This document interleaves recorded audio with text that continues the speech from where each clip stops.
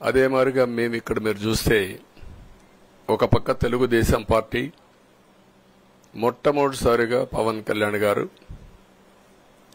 ప్రభుత్వ వ్యతిరేక ఓటు చేరడానికి వీలు లేదు, ఈ రాష్ట్రంలో మళ్ళా ప్రజాస్వామ్యాన్ని గాని ఈ రాష్ట్రాన్ని కాపాడుకోవాల్సిన బాధ్యత ఉందని చెప్పి ముందుకొచ్చి ఈ యొక్క కూటమికి బీజం వేశారు. వారిని మనస్ఫూర్తిగా అభినందిస్తున్నాం. ఆ తర్వాత బీజేపీ కూడా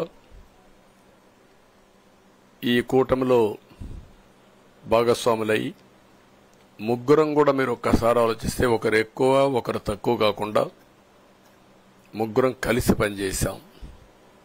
బేషిజాలు ఎక్కడా లేకుండా మేము ఏదైతే చెప్పామో ప్రజలు గెలవాలి, రాష్ట్రం నిలబడాలి, దీనికోసం పై స్థాయి నుంచి ఢిల్లీ నుంచి వచ్చినటువంటి బీజేపీ నాయకులు గాని ప్రధానమంత్రి అమిత్ షా గారు గాని ఇక్కడుండే పవన్ కళ్యాణ్ గాని తెలుగుదేశం పార్టీ కేంద్ర నాయకత్వం నుంచి కింది వరకు అందరం కూడా ఒక ట్రూ స్పిరిట్ తో పనిచేశాం.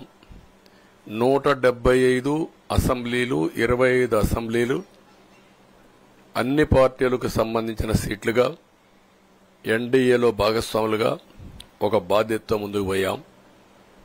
అందుకే ఈ అనూహ్యమైనటువంటి విజయాన్ని సాధించగలిగాం. ఇక్కడి నుంచి బాధ్యత ఉంటుంది. ఆ బాధ్యతని ఏ విధంగా చేయాలనో అవన్నిటి కూడా ప్రణాళికలు తయారు చేసుకుంటాం. అంటే ఈ 5 సంవత్సరాలు జరిగిన విధ్వంసం మీరు ఒకసారి చూసిన తర్వాత ఇది ఒక 30 సంవత్సరాలకు ఎంత డ్యామేజ్ చేయాలనో అంత డ్యామేజ్ జరిగింది. వ్యవస్థలు విధ్వంసమయ్యాయి.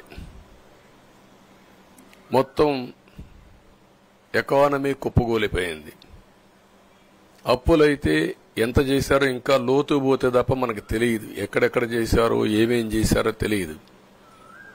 ఇంకొక పక్క ఎక్కడికక్కడ సహజ సంపద, ఒక శాండ్ కావచ్చు, మినరల్ వెల్త్ కావచ్చు, లేకపోతే ఏదంటే అది ఇంకా మాకు అడ్డే లేదు, ఏమైనా చేయగలుగుతాం, ఎవరైనా అడ్డొస్తే తొలగించుకుంటా పోతామనే ధీమాతో ముందుకు పోయారు.